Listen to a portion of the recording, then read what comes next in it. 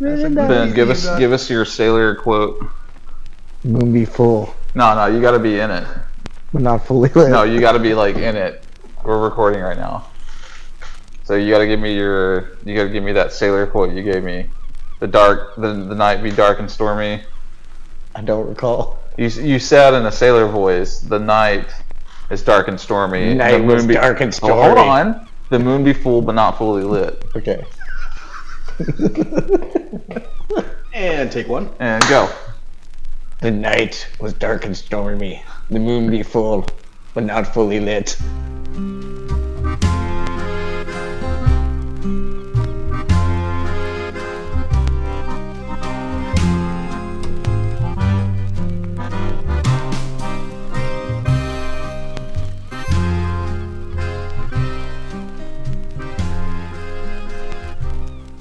Good evening, you scallywags. You're listening to the Pomps and Plunder podcast, and this is our third episode. With me today is our normal host, John Alex, but joined today is future third host, Aaron Glucose, known as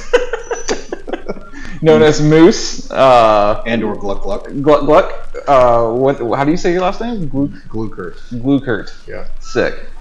Also, someone I've been wanting on the podcast for a bit is our special guest, Benjamin Thomas Tacker. Hello, everyone. I love how you're doing that hand. Like people were watching.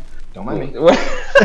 So my chair's squeaking, and John is what is that? WD-40? It's Clipper oil.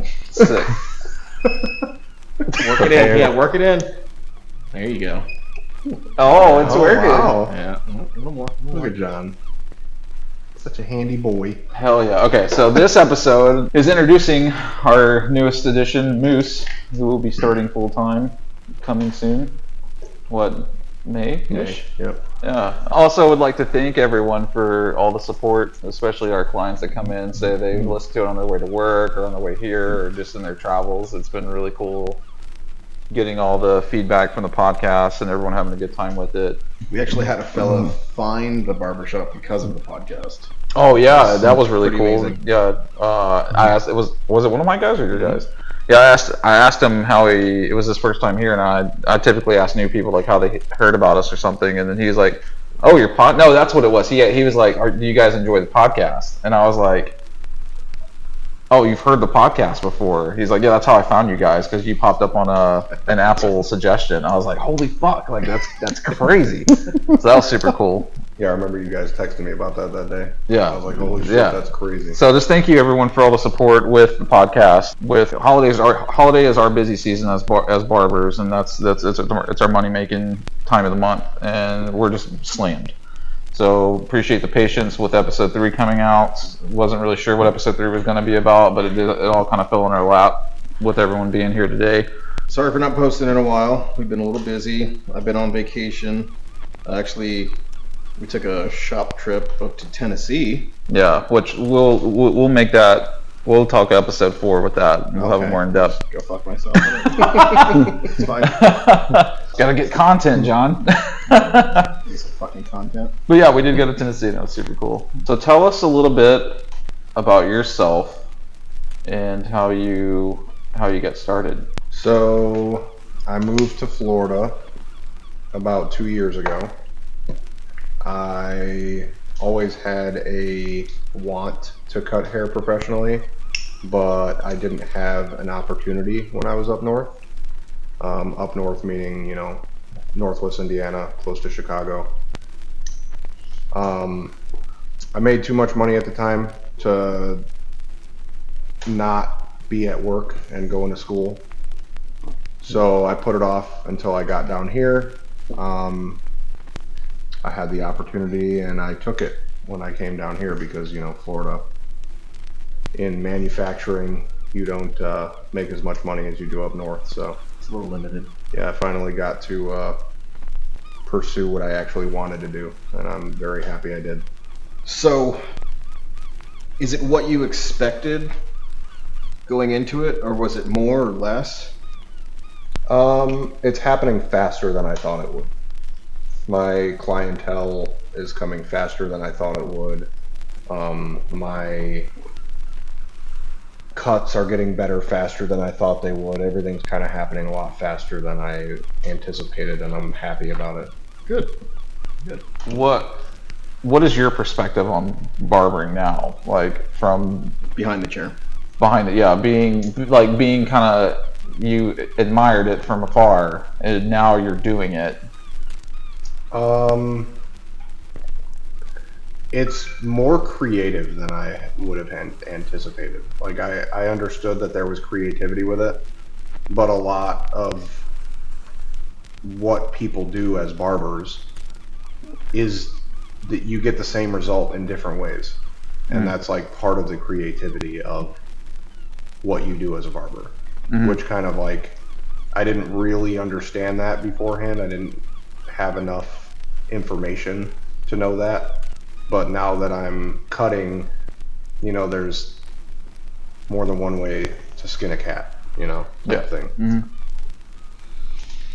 Yeah, it's because me and John have been at this almost 10 years now, and hearing about your journey through it, it's like with 2020 happening, it really laxed a lot of things, because your schooling was what, 900 hours, 900 and we hours. were 1200. 1,200 hours, yep. Yeah, that's crazy to me how Took like 3 months off. it's great. Yeah, it's great. And it kind of just shows how a lot of these rules and regulations are just made up, just Yeah.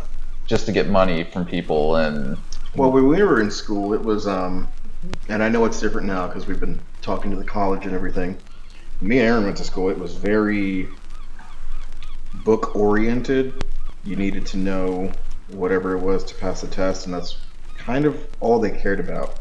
And now seeing somebody else go through the program and how much more they have to offer is not disheartening, because, like, you know, we went through, I had a good time and everything. I just wasn't as prepared as Moose Someone is. going through. Yeah, right now, as Moose yeah. is now coming out of the program. So I'm glad it took the turn that it did, because it was necessary. But I'm also a little jealous of you. Starting out was Yeah, I mean- pretty rough. Schooling was really great. The teacher, you know, Cindy, she was amazing. It was the best part about that program. Yep. Any question you ask, I don't know about any other teachers, but any question you ask her, like, she's just there, always with an answer. And if she doesn't have an answer, she'll have it for you the next day. You know, she'll go through it with you, which is a really cool aspect of her style of teaching. And she's always very positive and motivating, and she doesn't have like a negativity to her at all. She's always there to kind of guide you through whatever you need to be guided through. Yeah, she's extremely professional. Yes. Keeps it all. Ben, from your perspective of not being a barber, what's your take on the barbering world, since you pretty much hang out here all the time? It's a lot of hanging out, a lot of dad jokes, It's mostly Aaron. a lot of tobacco smoked, and yeah, you know, just a bunch of scallywags, some good whiskey that I'm currently sipping on. Yeah, what do you got in the cup there, Ben? I've got this is a local whiskey out of Tampa, Pompane Black. It's a rye whiskey infused with blackcurrant. You know, I highly suggest to any whiskey drinkers out there looking to try something new. Didn't That's pretty good. they say that he created that whiskey so his daughters would drink? This is correct. Is that what I heard? Okay. Unknown fact. Unknown fact. Unknown fact. Oh, and also, you guys can't see this, but Ben was gracious enough to buy us cigars, which we're currently smoking. Which particular brand was it? So you are smoking a Tabak. I'm smoking a English Standard by Caldwell. Tabac's by, who's Tabac by? Is that just its own? That is Drew Estate, I It believe. is Drew Estate. Yep. Oh yeah, Drew Estate. The powerhouses. Powerhouse of the cigar world.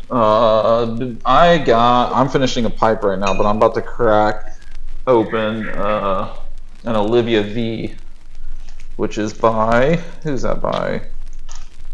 Oh, I think Olivia is the maker. Now, Ben, why is his bigger than the rest of ours? Because Aaron he likes knows- that That's how it big is in blanket. real life. He knows what Danny likes. That's not fair. Mine's darker. Oh yeah, what are you drinking on? Buffalo Trace. Hell yeah, like I shot within a glass. Yeah. Hell yeah. Yep. Hell yeah, brother. What's been your favorite thing so far about becoming a barber? Seeing the same cut progress every day, and having the same client come back to you. That is a very good feeling when you're just starting out, Yeah. because it's like, okay, I'm not shit. You know, I'm not garbage. You know, they actually are coming back to me on purpose, not just because there's an opening at the shop, not just because they're walking in and I'm the only one with space. You know, they're actually coming back and making an appointment with me on purpose. You know, so I did something right. Sick. Well, in the beginning, especially, like a lot of it has to do with your chairside manner and just if you're a fun person to be around. You don't necessarily have to give the most beautiful, perfect haircut ever. Right. A lot of people don't care about that. Yeah, that's what they Sit taught down me in school. Is 80% of your clientele is going to be from your personality, and not your skill. And I just bully people. Yeah, he really does bully people. I'm very. You get what you ask for, and that's it. I'm not gonna like force somebody to do what they don't want to do, but if I see something that's really going to work on somebody, I really am kind of overly pushy on what they should do, but like in a fun way, you know, in a lighthearted way. Like, Yeah, it's like, do it or I'll kill you. yeah, that. I'm not really gonna kill you. Yeah, Just like slightly. yeah, while you're shaving their neck with a razor.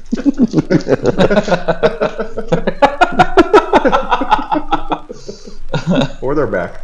Yeah, I just had my back shaved today by 2 men. Moose and John. If you want to see it, happening, Pictures go are to gonna happen. Razor's Edge, South Daytona Facebook page. Oh, they got posted on there? Oh yeah. Oh It's on my Instagram God. too, bud. Oh, Oh, on Instagram too. Oh, Jesus Yeah, it's Christ. on there. Oh, God. My whole back and everything. It's clean back, though. It is a very clean back. That's the cleanest back in Florida right now. Gentlemen, if you're interested in the service, it is after hours. Butthole waxing for $1,000. That's Aaron only. Yeah. That's fine. I'll do it. help. Yeah. Aaron and Moose. Yeah, I'm new to this, so I mean, I'll take what I can get. Jesus Christ. So we hope everyone's having a good holiday season.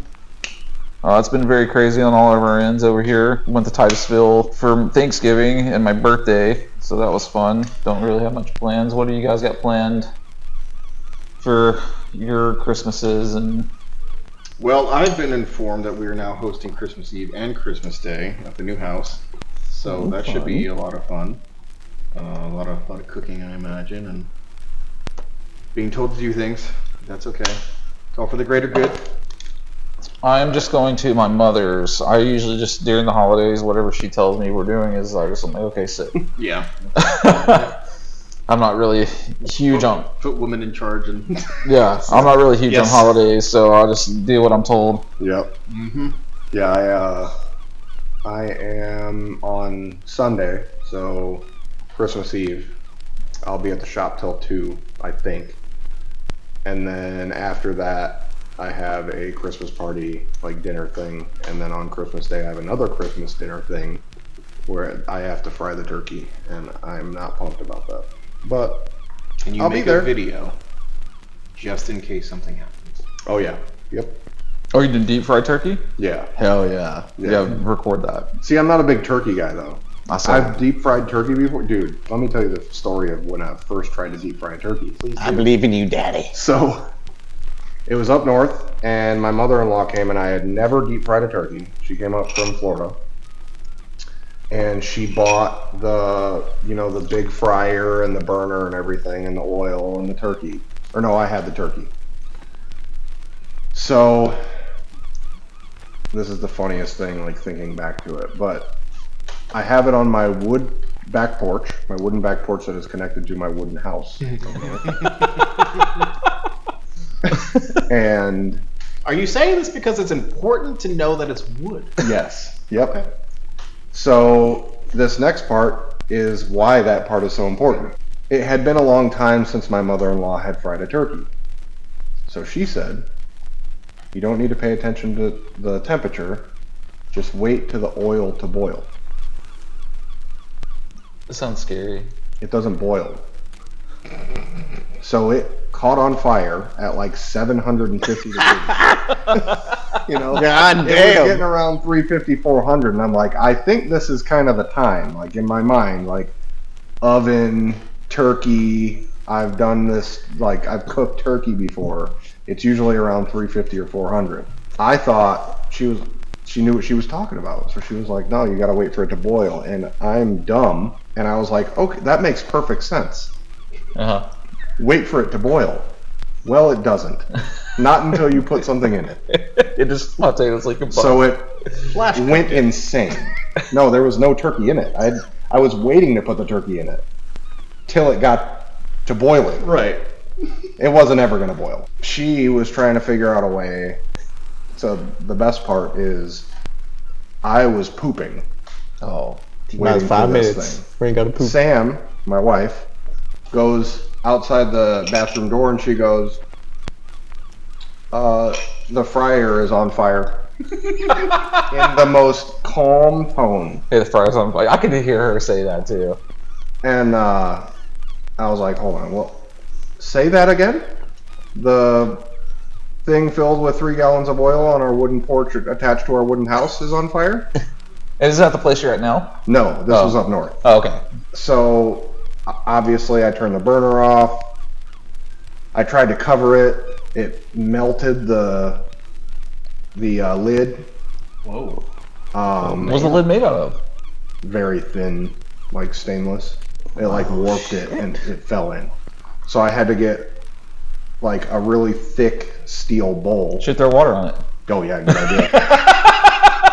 No, that was the next course of action, Aaron. So Yeah, that's how grease fires happen, kids. so I put the bowl on top, like upside or right side up, to kind of try to seal the air out of it. Mm-hmm. That didn't work, but I just left it alone for a while and let it cool down, and it finally went out. Finally. That's I put like baking soda on it and stuff, like trying to get it to go away, and it wasn't doing anything. So I just like had to wait it out and hope that I had a house in a couple hours. that's But that was a crazy Did you Thanksgiving. have a fire extinguisher? No. Damn, that's sketchy as fuck. I'm not that rich, bro. smell like broke up. Rich people. Smell broke up in here.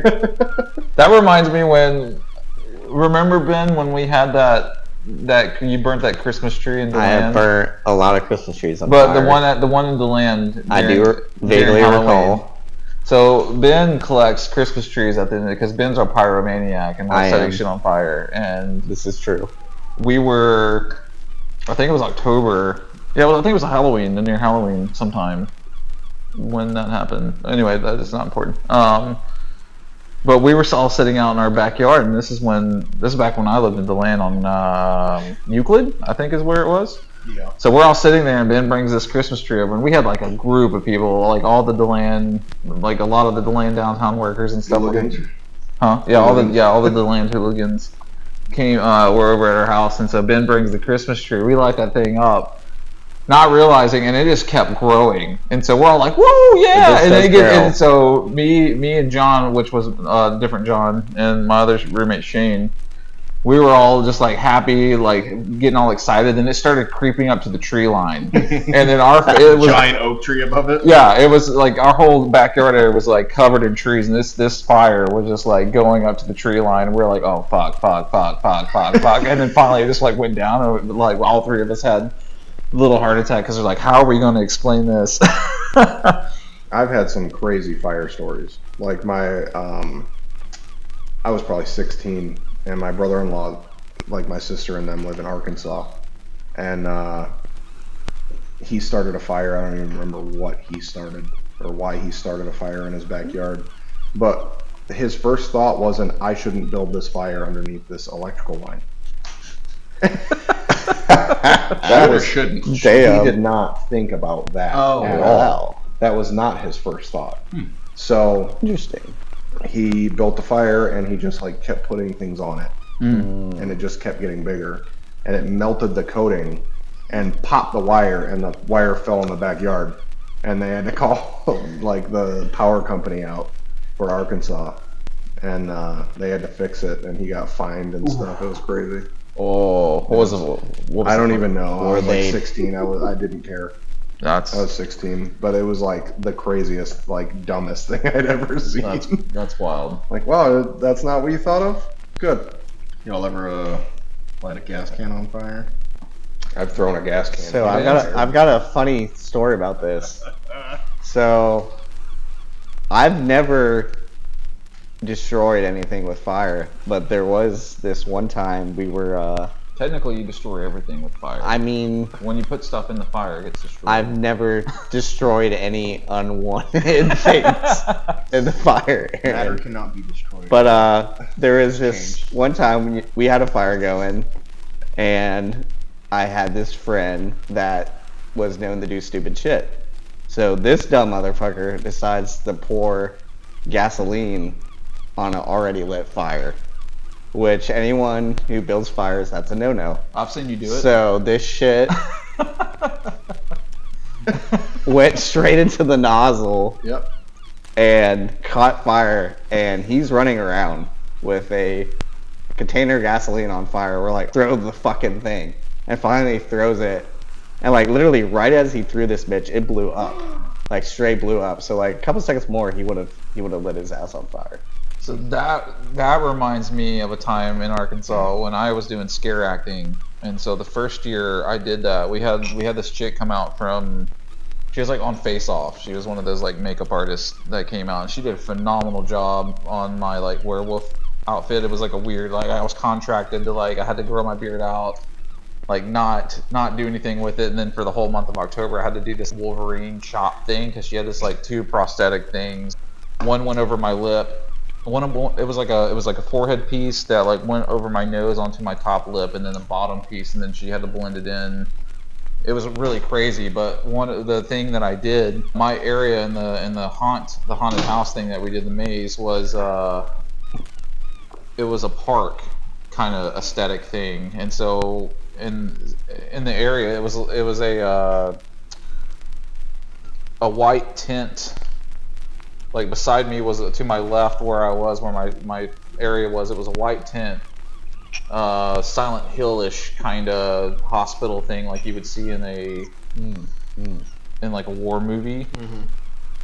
And one of those makeshift tents, but we had like Silent Hill nurses and stuff in it. So one of the things is they would have to go through the hospital tent, and the thing was my park area was like a big open field with like a bench, and it had like a little campfire going thing, and so I was actually hidden behind the bench and some bushes, so you couldn't see me at all. So when I would hear the people go through and I would finally see them come out of the door, I would do a howl, and everyone in the maze, we had probably about 30 people in that, so everyone would howl with me when they would come out to the park area to kind of indicate like, oh, okay, this is what's about to happen. So an intimidation factor that I did was I discovered kind of throughout mid of the October thing was that the campfire actually protruded my shadow onto the hospital tent. So when they were walking through it, they would just see my, like, because it would like magnify how big my shadow was. So I would stand beside the tent. So I ended up getting this gasoline. It was like a little tin can of gasoline. And when I would hear them go through the wall, I would like spray the gasoline onto the fire, and it would like make the fire go up, and my shadow would get bigger and pop up on the side of the tent, so they would see it, and then I would run, and you would hear them go, "Oh fuck, did you see that?" And so one time I did that, I was really excited and sprayed it, and so when I sprayed it, it went to the fire, and then the fire actually like ran up the stream of the gas can and started lighting the bottle on fire. And I freaked out. I like threw it on the ground, and my dumb ass decided to stomp on the gas can.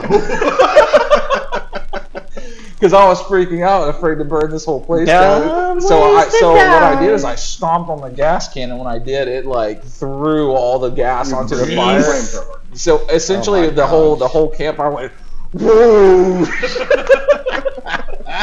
And everyone in the thing was like, "What the fuck is going on?" And I'm like trying to find like water hose and shit. I was like, "Shit, stop them!" I was like, "Stop the maze!" Oh god. And When then I was a welder, we used to play pranks on each other because when you have the hood down, you can't see anything else but what you're welding. So we would take like a grease spray. Like, while you're welding, it's real loud too, so you can't hear anything. So we'd like spray some on your ass or your back or something, and then like spray it onto the table where you're working. So eventually, a spark's gonna hit it and like. We did that a couple too many times. I got in fucking trouble. yeah, that doesn't sound dangerous at all. That's a trip to HR. 911, what's your emergency? My ass is on fire. Jesus. Oh, man. Oh, do you want to talk about how you found us and became a barber? Oh, God. So, when I moved to Florida from Northwest Indiana, I am anal about getting my hair cut. Yeah. So, I had my wife look up barbershops around here, and I didn't have high hopes, but Thanks, bud. we found a barbershop, and my wife thought Aaron was someone else. No, so we That probably was don't need to say working some here. names. Yeah. So she booked me with the someone else, and I did not enjoy getting my hair cut by that person for numerous reasons. But I saw the cuts and the kind of people that John and Aaron were, so I stopped going to the other guy and started going to Aaron. And go ahead and tell him what you thought of me before I go on. Oh. So this other guy that we're talking about had a bunch of. Essentially, what happens in the barbering world is your personality attracts your type of clients that you get. Moose would walk in, but he would say nothing to like nobody. And I mean, Moose, if you ever meet him, is a freaking giant of a man. He's a big motherfucker. Yeah, like how tall are you?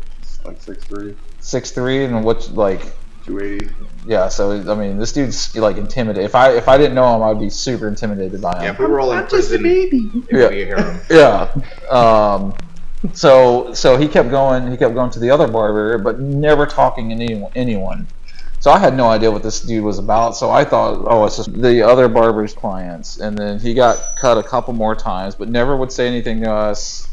Was super like stern looking, staring off into the void. And so when he sat with me, I was honestly nervous the first time because of the type of people the other barber had. They were just like so weird with their stuff, which you are weird, but I understand how to do your cut. Yeah, I'm pretty weird. And I got a dumb head, bro. What are you trying to say? Hey, you're just like generally intimidating. yeah. And you're like, I like D&D. And Yeah. I like. And that's how our conversation started. So he sat with me and he just like spewed all this Opened up like a butterfly. yeah. So we were talking He's a about sassy Michael because Jackson if you ever in a big man's body. Because if you ever meet me, I'm a huge Lord of the Rings, D&D, Magic the Gathering, all that nerdy video games, and so he just starts talking to me about that stuff, and it was like we became best friends like almost instantly. And I think you just kept getting cuts and just talking about wanting to get in the hair industry, and then It's easy to talk to someone when they're not a douche. yeah, Like when I sat with the other barber, I didn't want to be here. You know, I didn't feel like I belonged in that chair. if you know what I mean. Like when you get a barber that is just not your speed, you can feel it. And it almost annoys you. And that's how it was for me. Like, I didn't want to talk to that guy. All he wanted to do was talk about himself and how amazing he was. And it was irritating, you know? I'm coming here for a service, but I also want to like the person I'm getting cut by, you know? You're not just paying for the cut. You're paying for the person, Yeah. you know? So when I came to you, I had already seen you around the shop a couple times. I've looked at your stuff on the wall. And when I saw the kind of person that you kind of portrayed, I was like, that's it. I need that. So when I came to you, I was like, all right, last chance for the shop, coming to you. And I was like, you know, I sit down, I tell you what I want for my haircut, and immediately we just start talking about nerdy shit. And I love nerdy shit. I never played D&D before we played, but it was always something that I wanted to try. I played video games since I was a kid, and I always loved fantasy stuff. My whole family loves Lord of the Rings, so like, you have Lord of the Rings tattoos. Like, why would I not talk to you about Lord of the Rings? You know, it's just, we clicked right away, and the other guy sucked. Yeah. I could not handle that guy. How many years was he a barber? 17, 14, 20? Well, he was From what? Switzerland. He was what? Full of shit. 30? He was probably what? 30 years and old. full of shit. And he had definitely been barbering for at least 57 years. And he made $4 million a year when he came here. Yeah, it was cool. It was very surprising, and it threw me off guard. But yeah, you're like one of the nicest, kindest people ever. Like, Appreciate it, man. Literally threw me off guard, and so John and I have been cranking by ourselves for almost a year and a half now. And we just got so busy that we needed somebody. And Yeah, the phone was going off the hook. All the people trying to come in and get haircuts just off the street. It was just too much. Like we were noticing that we were losing a lot of business because we just couldn't facilitate them all. I mean, we only have a certain amount of time in the day, and the scheduling system is all according to what you're getting done. So like regular haircuts, half hour, skin fades, 50 minutes. And you know, we throw on all the extras, so we can only do yeah, 13, a certain amount. 14, maybe 17 haircuts in a day. Yeah, depending on how everyone schedules. Yeah. And my philosophy with getting people in shops is you can teach skill, not personality, and that was the kind of thing. I don't remember. You were talking about doing hair before. I've always wanted to. Well, I shouldn't say always, but in my adult life, I wanted to, because one of my best friends from up north, she was a tattoo artist when I met her. Well, close to when I met her. I met her and she was, 18, and then 3 years later, she was a tattoo artist. But she was always an artist, and I asked her, like, I saw the lifestyle she was living, and I was like, I want that. She made really good money. She kind of made her own hours. She was happy all the time. Like she just had what I wanted, And I talked to her like she was actually my best man at my wedding. And best woman. Yeah, that best woman. And she was like, I can teach you how to tattoo, or you can go to barber school. Why such a? Because it's the same industry. Yeah, it really is. It's the same exact thing. Yeah. It's the same. Lifestyle-wise, it's very similar. Like we even have people coming here thinking that we also do tattoos because of how the shop looks. I get mistaken for a tattoo artist all the time. Yeah, same. You do tattoos, bro? Nope. Sorry, bro. Yeah, I can't draw. Yeah. I can't draw worth shit. Yeah. So. I also cannot draw worth And shit. I don't know. I worked up north and I got, a mechanical electrical degree, and I just, through all those years, I just like put so much time into learning, technical like electricity and PLCs and engineering and that kind of Mhm. stuff, I didn't have like the room in my mind to even think about trying to go to school for cutting hair. Mm. And coming down here kind of gave me that freedom because my wife and I own a plant nursery. Which I want to do an episode on that. Yeah, Have you and her on there? we own a plant nursery, and I have the coolest wife in the world. So she's floated me while I was in school, you know, and now I'm finally able to contribute again and love what I do every day. And I don't know, the way that it happened was like a roller coaster ride. It was like I had a death in the family. We sold our house. We moved down here. It was really stressful. And then everything kind of just went, you're okay now. And now I'm here, you know? So, like, I'm finally hitting that you're okay now stage in life. Part of the ship, part of the crew. Yeah. Hell yeah. And so yeah, John and I talked, and we liked who you were as a person, and the personality you bring. I wish I could have been a fly on the wall for that conversation. I don't really think it was. I don't think it was a long conversation. I'm like, I think we were just both like, yeah, he seems really chill. I wish maybe he would like pick up the Clippers. It'd be fun to have him around. Yeah, I think that's kind of what it was. Was just like, yeah, I wish he'd go to school, and then I think that's when you guys had the conversation to get you guys going to school. I'm done working with people I don't want to be around. Yeah, I get it. I don't like. I've had to do that in the past, and it's, you know, you get what you get when you need it. But I also now that I have Well, I feel very a lucky to be here. choice, Even, it kind of blew me away a little bit. But I realized I was lucky when I first got the opportunity to go to school and work here.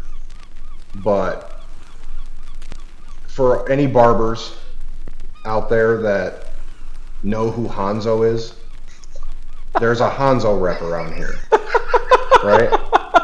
And at school,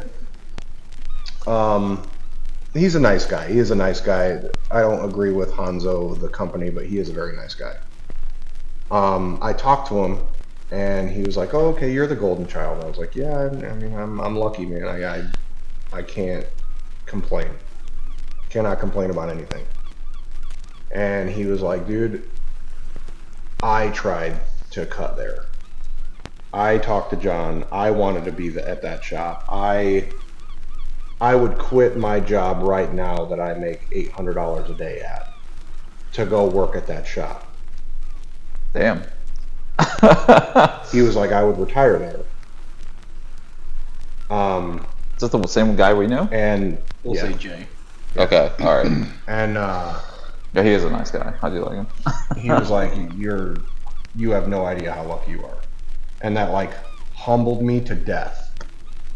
Because I was like, man, like John and Aaron are the people that I just want to be around forever. Like, yeah, I want to cut women's hair. I do. I like longer hairstyles. I like cutting long hair. I like the money that comes with women's hair too. But I'm willing to not ever do that to be in this shop. Yeah. Just because it's this shop. I'm You not know? gonna stop you from cutting women's I know, hair. I I just know. don't think you're gonna want to do it soon. Like I think everyone who goes through the barbering industry, because they open up all of the possibilities to I'm you. glad you're saying this because I was going to say something along those lines too. Like when I was in school, I remember thinking, "Oh yeah, I'm gonna fucking do everything. I'm gonna do color. I'm gonna do women's hair. I'm gonna do men's cuts. I'm not going to do shaves." everything. I know I'm not going to do everything. But there are a select few things that I do want to eventually do. Yeah. But what I was going to say But on it'll be thing- year by year. I'm going to take a year to get really good at something. Right. And then I'm going to take another year to get really good at another thing. Keep stacking them. Yeah. You know, I want to be a professional at more than one thing, you know? I mean, and you will be because like Yeah, you'll master something and get bored and look on YouTube. and that's and right. what with what John said too, because that's a good point you brought up. For anyone getting in the barbering industry, like John said, it does open up so many possibilities. But what it really boils down to is where you land. because like yeah, you want to do all these crazy Instagram type haircuts and you want to do like all this like cosmetology, but if the clientele doesn't show up for that, then you kind of you start becoming a master of like what your clientele Yeah, brings. that's another thing I've definitely noticed. Yeah, because Is I've gotten very good at the style of cuts that we do quickly. But there are a couple cuts, like in this shop, I have yet to get a cut that you just did today, a taper. I have yet to get a taper fade. I haven't gotten one. I did them in school. I have yet to get anybody coming in here looking for a taper fade. yeah, You know, there are very select few, or a very certain kind of person that goes to each kind of shop. oh yeah. The region, like if you went to where Miami. yeah, Miami, you're probably going to get a lot of more lineups, and but like a place like Daytona, Yeah. we're getting the the skin fade working class guy type person. So that was kind of my experience starting in barbering too, is because when I started, I wanted to do all everything all the time, and the first shop I was at, we didn't have a shampoo bowl, and I learned how to shampoo in school. And then I come here and I haven't shampooed in 5 years, and I'm like, How did you not have a shampoo bowl? They just didn't. Isn't that illegal? It's That supposed is illegal. It's supposed to be. So yeah, so when you're getting into barbering, with anyone that's listening to this, that's wanting to go to school or thinking about it, they'll show you what you can, what the possibilities out there are, but where you land dictates how you evolve, if that makes sense. I mean, it's up to you though. Like, if you land somewhere like a Great Clips or a Floyd's or something, for the most part, that's going to be it's not a permanent position. That's like moving up. Like, let's say, I mean, even Aaron Moose has had interest in toupees. Like, that's a very, very lucrative thing, but it's also a very Hair pieces. whatever. But it's also a very niche business. So I remember her showing us the possibility of that, and it really interested me. But at least for me, time went on. I started focusing on other things, and as of now, it's not something I want to do anymore. Yeah, But at the time, I thought it was absolutely fascinating, and that's the thing. I would have done it. And that's the thing too. It's It's on me though. Like, I didn't pursue it. yeah, but at the same time, I feel like in a place like this area and the economy now, like if we did offer hairpiece services, you might get one every 3, 4, 5 months. Yeah. I mean, everything you do is chance. Everything you do is a game of chance. Because look at my situation. If I didn't walk into the right barbershop at the right time and get the right guy, and then move to you instead of going to a different barbershop, I'd never be in the position I'm in. Oh yeah, It's all a game of chance. yeah. It's definitely things like that make me believe in fate. Yeah. Which, speaking of fate, a lot of this stuff weirdly wouldn't have happened if it wasn't for Ben over here. Because if it wasn't for, well, we've Should been I friends. go into the chain of events? We've been friends for how long? We've been friends Almost 10 since, years now? I think we met when I was 23, I want to say. I invited you to my 24th party, which you were unable to go to. Because of work. That was what, 2014? Yes. Sounds about right. No, it wouldn't have been, because I would have been. No, it would have been later than that because we graduated at 11. So it's 2015 then. 2015. Because I was working at Cotton Yeah. On. 2015 sounds right. And then you've known John since elementary So school. I've known John since 5th grade. So since you haven't really spoke much this Yeah. episode, go ahead, because a lot of this wouldn't be Go. happening if it wasn't for you being the glue. So yeah, so me and John met up, at a Christian school here in South Daytona in 5th grade, and we became friends. And we talked to each other, like we hung out I think a few times in middle school or high school. We played airsoft together.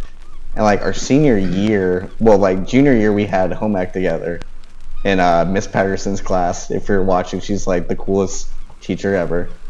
But we would just dick around, like cooking and just doing random shit. And, you know, our senior year, like, we had, like, PE together, I think. And, like, all the football players would go do their shit. And me and John would just sit and dick around and talk about guns all day. And just would bond over that. And I think we, like, after high school, we hung out a couple times, you know, and smoked cigars, smoked hookah, did whatever. And then I think, you know, we reconnected kind of right a couple years after me and Aaron were hanging out. And John told me Whose birthday was that? It was your it was birthday? my It was Ben's birthday. birthday, Yeah. But you, John, you told me that you had just graduated barber school and that you were taking over this shop. And, you know, Aaron was over in DeLand, but, like, was making it very vocal to me that he was unhappy. That's when we got our introduction. That's when Aaron and John met. And Yeah, you kept telling me for a little bit, like, oh, I have a buddy that's. I've got a buddy who wants you on. And, you know, like, I think Aaron was sort of interested, but was, you know, making good money, which is understandable. But basically, Aaron got fucked over, and then the day after, I had a job with John. And here we all are. Yeah, yeah. We That's the met. gist of it. Yeah, you got invited to. Yeah, you were invited to Ben's birthday, and that was the first time we met. That was the first time. It you was guys like, met. yeah, and then like we hit it off Yeah, instantly. we started hanging out. And then I remember you inviting me over for dinner one time, and then you dropped a bottle of whiskey and was like wanting me to jump on the shop. And it was, I think I covered that in episode 1 a little bit. Probably. I think you guys Were- dove into that, yeah. Yeah, it was a while before. The dinner you didn't. Because I want to hear about how he dropped a bottle of whiskey and talk to you about the shop. No, it was just kind of, we were sitting he cooked the dinner at like a night, like, if anyone ever gets a So chance you had a to. date.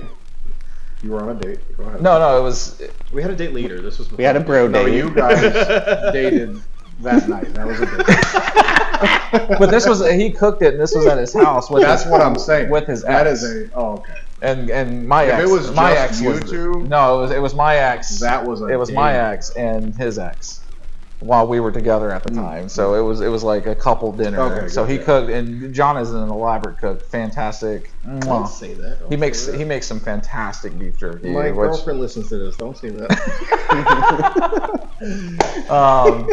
so yeah, he invited us over to the house, and then we're just having dinner and stuff, and he just plops a bottle of whiskey, asking me to join on the team. And I got rejected. And yeah, I mean, it was a hard because I was in We'll a. go into it. Like Damn. bread, everything, fucking rejected. It Go was into it. well, one, I was living in the city that I was working in, and I had a really good clientele, and already I was comfortable, minus like the bullshit that was going on. Like I was able to go in, get Well, my for one, it's hard to leave a job you're already at because you're already comfortable. Correct. yeah, Even if it's a shit job, it's a job. and that I didn't you're even know already- what the shop looked like before. But it was just hard because, you know, I was kind of, you know, manipulated into thinking, like their way of thinking was you'll never succeed out in any other barbershop if you leave us, or if you decide to go somewhere else, you'll fail or whatever. You drank the Kool-Aid. Yeah, I drank the Kool-Aid, bullshit. and so it was a hard decision because, one, I helped build that shop that I was let go from. And I was one of the original 3 there that started until the other 2 came on. And so essentially my blood and sweat was also poured in that thing, and it was heartbreaking to see like the direction it took and how it ended up going, from, you know, going like, oh, we're a brotherhood, we're a family, we're a family, to, you know, if you don't act and be like we are, then you're not cool with us anymore. And it was just a bunch of BS. And I was scared. I was scared because I, you know, believed I wouldn't be successful if I had gone somewhere else. And so that was, Well, it's the fear of the unknown. yeah. You don't know what lies beyond that door. You know, you don't know what happens when you say yes. Yeah.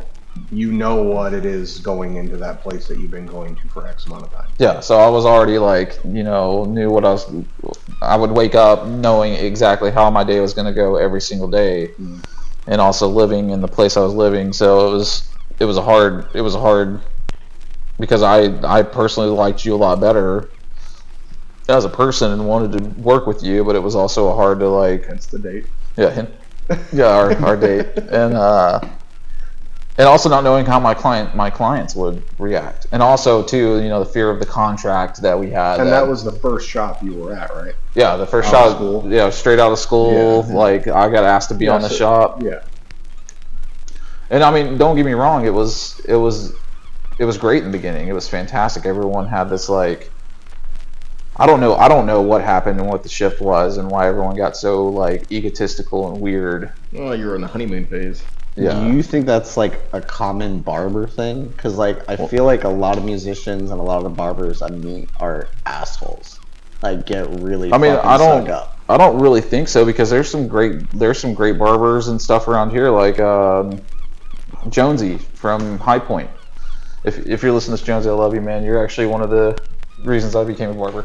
I love him. He's got a great reputation. He's very down to earth, very no drama at all, whatever. And I've never heard anything bad about him and his place. I actually need to go. I've been telling him I need to go see him and get some beers with him. So I don't, and us like, we've been working together 2 years now. Yep. Almost like 2.5 years now, and nothing's changed. Like if anything, we've gotten closer. We've become better friends. So I don't. Yeah, there's a lot of. And there's a lot of ego, and I was mentioning that because John and I got invited out to teach a little class at Aaron's school last year, or no, earlier Earlier in the year, yeah. Yeah, earlier this year, and it was a cool experience. And that was one thing I was telling them was don't get egos, because that is kind of a thing that does happen with tattoo shops. I mean, that's any career though. There's going to be egotistical people. Correct. But it's a very weird industry because money's quick, money goes. A lot of people get on drugs with this kind of job because you're getting money so quick, cash in hand, and a lot of people just get. It's weird. I don't really know how to explain it. It's one of those industries that allows you to be a pompous asshole, be arrogant, still be good at what you do, and still make money. Mm-hmm. But in the end, if you want a long-term successful career, you probably shouldn't do those things. But it's a very forgiving industry, so a lot of people, they get into this because you can come from any kind of background and be a barber, and it doesn't really matter. So you can be a fuck up your whole life and become a barber and nobody's gonna say shit about it. Yeah, that is true. I'm here. Hey, big old fuck up. Big boy. Yeah, I mean that's the cool thing with barbering is it's one of the oldest professions in the world, and to a lot of people who don't know anything about barbering history, we were actually called journeymen back in the day, and we were barber surgeons. barber surgeons, and so we actually were responsible for dentistry. Bloodletting. Actually, fun fact: George Washington died by his barber from bloodletting.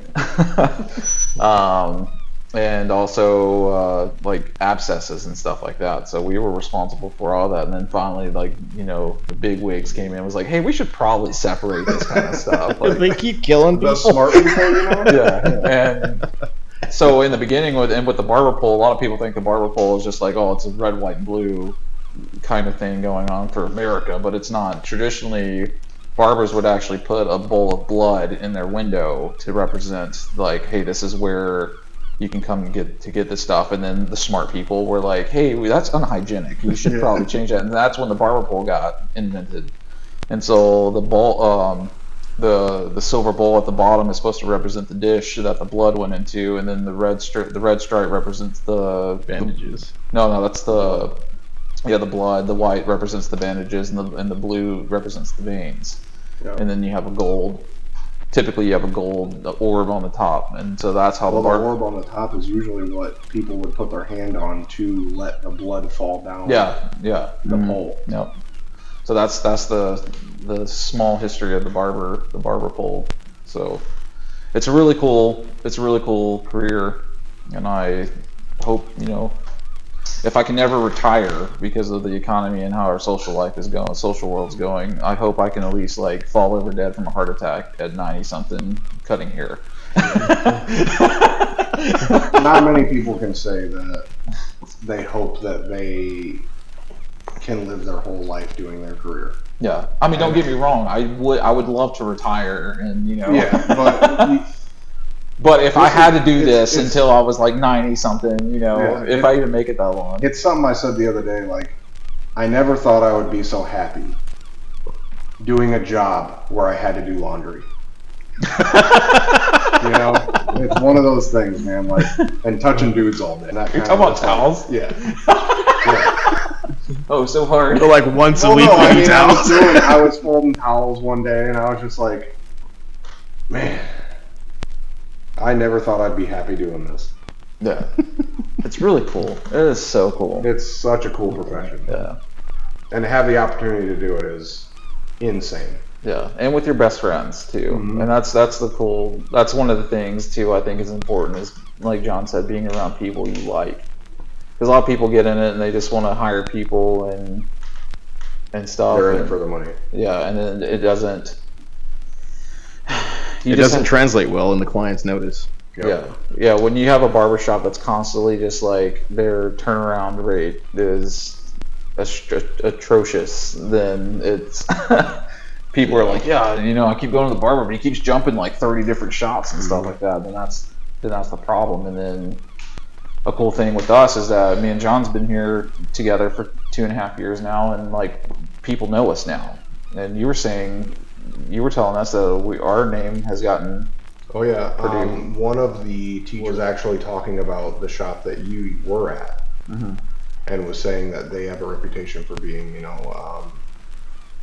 not the best people. Yeah. But she also said that all of her clients, because of the reputation that we have now, she sends all of her overflow here because she knows that we will take care of them and not discriminate and, be an asshole to these people for no reason. Yeah. So the reputation that you guys have built is impeccable. Yeah. We try. And so that's the goal, is just build a dream team that can, work like a well-oiled machine. What are some things, like questions or things that you may have for me and John, who's been in the industry for a while, that you've been curious about, or if you have anything at all that you can think of? I don't think I have any relevant questions anymore because I've kind of been like the annoying little brother with questions because I'm so interested in this and I have fallen so in love with this industry already that I've kind of gotten the question or the answers I've needed. But to myself, I'm kind of wondering like what else I can do better. Like every day I go home and like before when I worked in manufacturing, it was like I went home and everything turned off. And when I go home now, like I find myself like not doing anything to relax. I find myself thinking of ways I can improve. And I don't know if that sticks around. It comes But and goes. Especially you as a business owner, I feel like you have that a lot.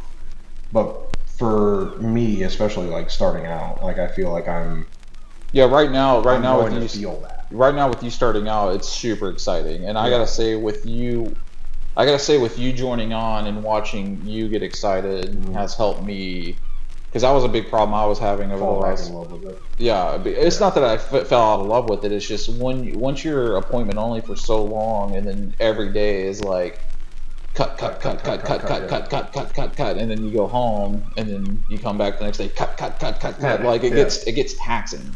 Right. Like even with photography, like when I have my spurts of being like very busy with photography, like I'll have a random freaking hair at my ass to do some crazy concept, and I'll want to sit in here, for 3 hours just smoking a pipe and just editing and stuff. But then when it's for a job, I'm like, oh, I don't feel like editing this. Man. Like, I don't want to do this anymore. I do have a question. When somebody comes in with a crazy hairstyle, when somebody comes in with like something off the wall, because that doesn't happen super often, but it happens. Yeah. Do you guys still get excited? No, you tell them fuck off. Nah. Depends what it is, man. Not like a crazy long hairstyle, because I know you guys aren't super huge fans of doing long hair, but If like, it's like that shit where there's a bunch of lines in it and like just really off stuff, I don't want to do it. okay. Yeah, for me, when they come in with crazy hairstyles like design work and all that Let's stuff. say the Bloody Butcher. Yeah. He does a lot of those like 50s style, like really pronounced pompadour style cuts. Oh, I love that shit. If somebody came in and said they wanted a cut around that, would you still get excited?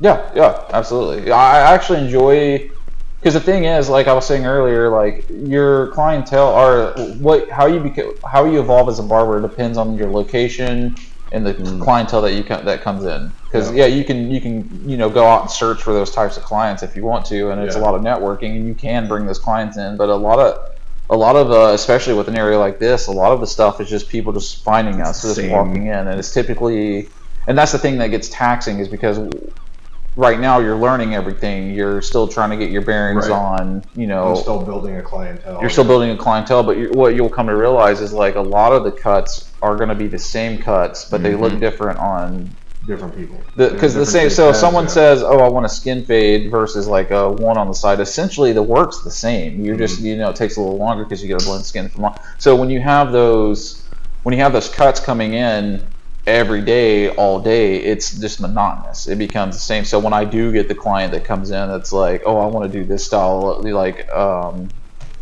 the Bloody Butcher from Ruzel or Mahesh Hayward from the Hairy Palm.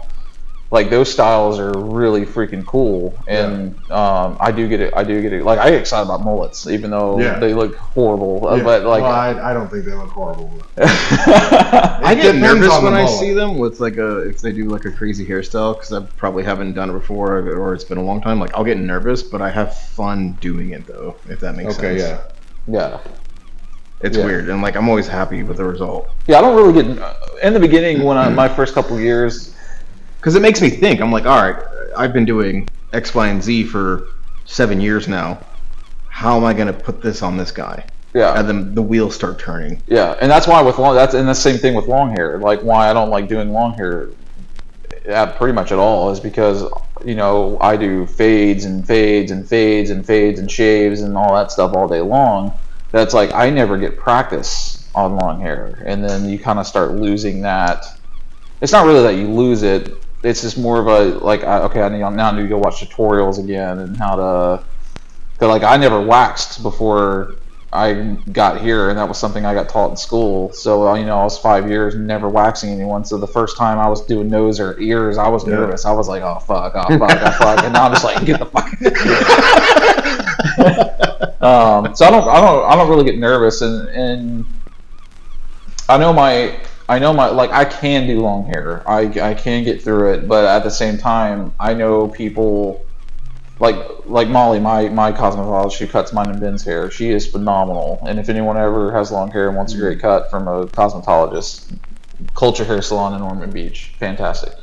I'm not 100% confident in my cuts and stuff, so I'm not one of those people. Okay, not my cuts. I'm confident in my cuts, just not long haircuts. Let me rephrase that. Right. I don't know what I'm doing. And I do tell people that. Like, people are like, oh, how do you do this? And I'm like, I just kind of Jack Sparrow my way through it, Can confirm. He's definitely said that before. I mean, especially in the beginning, that you have to.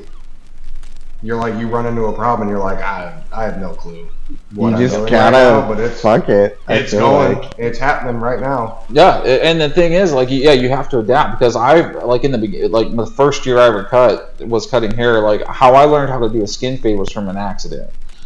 Okay. So I was cutting. I was cutting this guy's hair, and he was one of those dudes that came in every 6 months to a year, and he literally told me to do whatever I wanted. And so at that time, I wasn't really confident in skin fades, and I think you've gotten a pretty good head start on skin fades quicker than I did, because when I was in barber school, I got no. That's all everybody ever wants anymore, even when they went to the school to get haircuts. Yeah, and see, we didn't get that, and the people that were teaching didn't really know how to do skin fades. It took me years after school to. Yeah. And so skin fades for me skin fades. literally put knots in my stomach, and now I'm just like, cool, skin fade, here you go. Yep. So it was for me like watching a ton of YouTube videos and it's one of those things like you can understand what's happening, but there's a point where it clicks. Yep. Where it's like I try to tell people like don't put pressure on it. Like I've told you that. I even told your others. Angel. I've told Angel that and Rachel that was like don't put pressure on it. Like just learn your stuff. And it'll click. Like for me, clipper over comb was a technique that I still, for a long time, could not get right. Like I can blend hair, do everything with shears and stuff just fine, but it was watching John. I kept watching John do his, and I just finally said, like I was like, this is going to be one thing I'm going to learn and be good at. And then finally, it just ding, like that bulb came on. And I was like, oh, okay, here we go. Now I'm. One of those things that I definitely have learned being here is how to cut older gentlemen. Yeah. They're so easy. They're so easy. Oh, before we get off Before we get off when topic. I first got here, I was like, what is happening? What am I supposed to do with this head? Because it's not shaped the same. Yeah. You know? Before we get off topic, going back to how I accidentally learned how to do skin fade. So the guy came in. He's every year he gets a haircut. Doesn't care what he gets. So this is the beginning of my barbering career. The first year. And I'm still like cutting hair, asking the barber that's been cutting hair for a long time, like, what do I do here? Like, how does this, like, how do I blend this? How does this go? Whatever. And so I've gotten pretty good with doing like 1 fades, 2 fades, 1 faded up or whatever, 2 faded up. So that was my comfort zone. Like anything lower than 1, I was like, I have no fucking idea. Like, and so I'm cutting, and this was there was actually a lot going on at the shop in the time. Like we were getting like our big order of towels in. The guy who was doing our laundry services and stuff was dropping these boxes off. So there was a ton of like the guy was in there. All 5 barbers were in there. All the chairs were filled. And so this guy comes in wanting a haircut that he didn't care what he got. So luckily it turned out really well in my favor. So I do a 1 fade. I just played it safe. He only gets cut once a year, so do short that I'm comfortable with doing a 1. So I'm going to my 2. I take my 2 guard off to start blending the 1 in. But I had taken the guard off, and then my attention span went to the conversation that was going on. You didn't put the 2 on? And so, no, yeah, that's exactly. So I saw a little spot. I started to go blend that 1 in. No guard. Closed? No guard. No. Yeah. No, it was no guard open. Oh, okay. But right in the middle of his fucking head. Oh, you're good. And so I do that. God, my heart sinks, bro. I am sweating. Like I start sweating from what I did. I'm like I just like saw a ghost or something. That's how I felt. It was fucking terrifying. So I'm over here like, so I finished the cut. Like I'm just going like, as I'm doing everything that I've done before. I'm like, how am I going to finish this fucking cut? And so, and the guy, and the freaking asshole of the laundry guy was like, do you mean to put that hole in his head? I was like, shut the fuck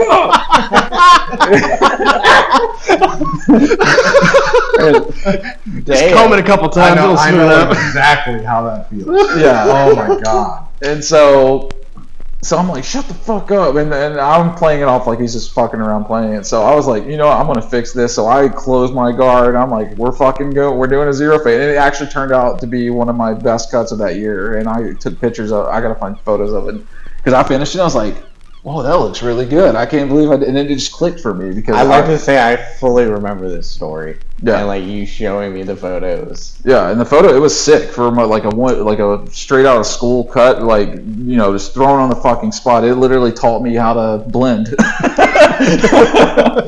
So that's how that happened. And I mean, I've had people too, like, because I freehand beards, and we talked about in episode 2, was like, don't like when you're doing beard trims and stuff, don't move your head while you're talking, because you'll get. And I've had people do that too, where it's like we're talking and then boom, a hole in the cheek, and I'm like, son of a bitch.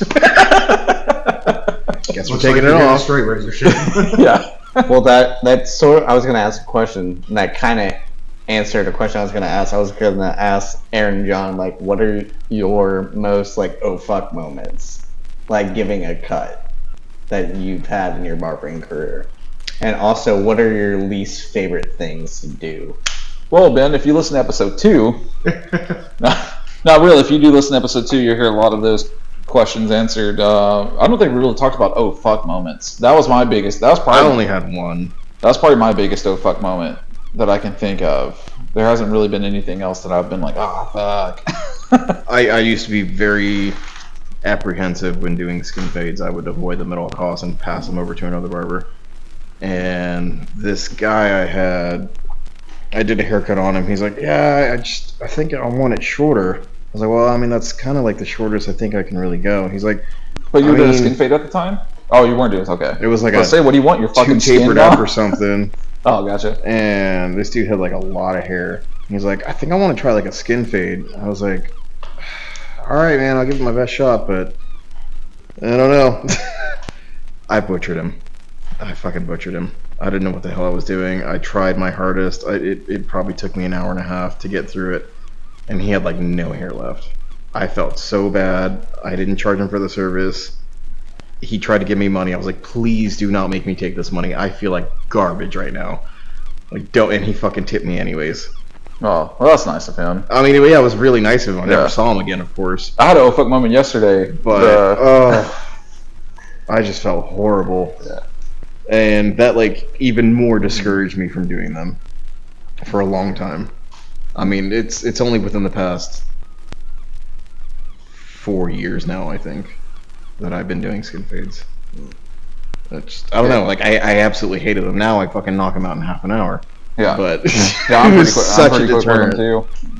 I was just so afraid of them. But I had an oh fuck moment yesterday. The guy I was cutting, his necklace broke. Oh yeah. Oh yeah, I remember that. Yeah, that's that. I was like, ah, fuck. Like, but it was weird because I was just he had the necklace tucked in his. It was like this weird, like, I don't know if it was real gold or not or whatever, but he had this like necklace tucked in his shirt, and I didn't realize that. So a thing I do at the end of all my cuts is I do a straight razor shave on the neck. Mm-hmm. So I'm tucking the towel in his neck, and I feel a pop. And I was like, "What the fuck was that?" And I was like, I undid the cape, like what Right. popped, and then I saw the necklace. I was like, "Oh fuck!" But I don't know how it broke because like where it broke at, it was like down here. Oh. It like broke down here for me. I guess it was caught on something. I don't. It was weird, and I was like, dude, I'll give you a discount for like I didn't mean to. Because he even mumbled under his breath, God fucking damn. And I was like, oh fuck, this guy's gonna hate me now. And I was like, dude, I'm so sorry. I was like, I'll give you $5, off your cut for breaking your neck. But he still tipped me and stuff, and it was cool about it. He's like, oh, it wasn't your fault or anything. So It was. it was. You piece of shit. I know. I felt so bad. And the dude was cool too. Actually, no, I had another oh fuck moment there. So I was cutting this. I was doing beard trims, and earlier in my career, I was using the wall balding clippers. And if you guys know, do you have balding clippers? I don't know. They didn't give you those. Well, those things are like 4, 5/0, 6/0. So they're under a trimmer. Yeah, they're close. Like if you, Because isn't 3/0 a trimmer? I don't know anymore at this point. Trimmer cut hair. But these things they're a balding clipper because they got pretty much a razor close to and you couldn't like do any angles on it whatsoever because if you do, you're ripping the skin off. And so I did all my beard trims with the balding clipper because it was great at like shaping everything. Well, this dude was a skinny guy with a protruding Adam's apple. And I didn't see it underneath his beard, so I'm going, I have the clipper angled down. No, I'm actually going at a side angle. So as I'm doing it, it fucking slices his Adam's apple, and I felt it like grab his skin, and he jerked back and shit, and that thing started bleeding real bad, and I was like, fuck. Oh, I had two moments. Remember, I shaved that dude's beard off on accident. Oh yeah. It wasn't fully like my fault though. He said a number. It was 2 all over. his fault. Yes, yeah. So this guy, I heard this guy say, yeah, do a 2 all over because he was asking about the beard and hair. I think I was here for this. Yeah, I was the older gentleman. Yeah, he asked for a 2 all over. I fucking started going in. He was like, "Are you taking my beard off?" Yeah, you said 2 all over. He's like, I meant the head. But he said 2 on the beard. I heard him say 2 on the beard, and he did that, and I was like, well, that's your fault, buddy. I mean, he's still left with a smile on his face. He's like, oh, my mom's gonna be so happy. She hasn't seen my face in like 30 years. And we haven't seen him again. I mean, he only came in like once a year, anyways. Yeah, that's true. Yeah, so I think that's kind of it. Anything else? Anything that you guys want to talk about? I'm just happy to be here, man. I'm just really pumped to be here. Yeah, I'm glad you're here. And included and welcomed. And I can't. Yeah. We're glad Ben's here all the time, even though he doesn't cut hair. Yeah, he's just like a lurker. Living embodiment. Wait, you're He's technically like the Razor's Edge loiterer. yeah. Our little beer goblin, Yeah. our beer imp. We all love him. Yeah, our little nutty Irishman. Our Irishman. Yeah, I do bring a fuck ton of beer to the shop. you do. It's true. Yeah, you drink it all, bro. You can't. You don't get credit for it when you drink it all. Brings a 12-pack and fucking leaves with the 12-pack in his stomach. But even though Ben's not a barber, you're also a part of the crew. Call you like the Mascot. basic seaman. Jesus Christ. You're the fluffer. Fluffer, There you go. the ship fluffer. The barber fluffer. Yeah, the cheerleader. We But need yeah. to get you a shirt that says Razor's Edge fluffer. The boat swain or swine or whatever it's called. But yeah, this is episode 3. We're gonna title it "Part of the Ship, Part of the Crew." So Merry Christmas! yeah, I hope Happy you. New Merry Year. Christmas, you sons of bitches. Yeah, have a good New Year's. Episode 4 will probably come sometime in January. We'll talk about our fun little Tennessee trip. So that'll be a fun one. We had a good time. We did. So On anything, the New Year's note, drinking and driving is very expensive, so don't do that. be safe. Be safe. All right, Yeah. guys. Have a and gals and anything in between. Have a wonderful Christmas, a good New Year. Anything you guys? Love you guys. Just thank you. Yeah, thanks for all the support. It's been great. You wanna leave off with some of your sailor wisdom, Ben? You drink, you drive. You Fucked get up pulled on over. New Year's, you lose. Be good, scallywags.